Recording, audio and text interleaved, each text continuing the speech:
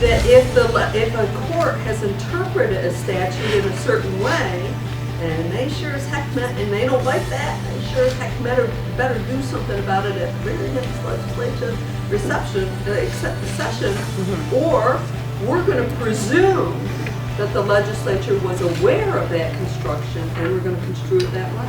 I've met some incredible people, men and women alike, and I have learned so much more about the legislative process. As I was just saying, interestingly enough, we were just listening about how a bill becomes a law, and while we learn these things when you're a young student, even in law school, it's really interesting to see it in action and to see how maybe you can actually be a part of it.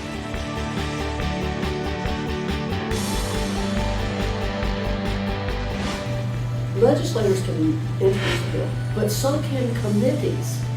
And they can simply, the chairman of a committee can simply decide this is an issue.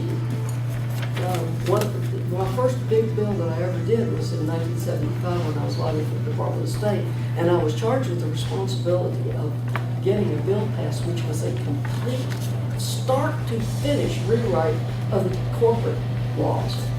The Florida Bar had been working on it. There was a huge, we've got to get this thing. It had been cobbled together a little by little over 25 or 30 years, and they wanted it to fit.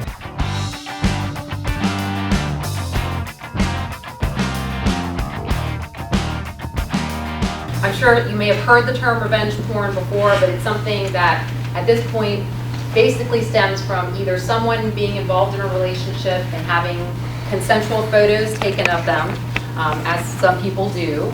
And what's happening is we're seeing an influx of people, and mostly in domestic or dating partnerships, that are then turning around and using those photographs against the person.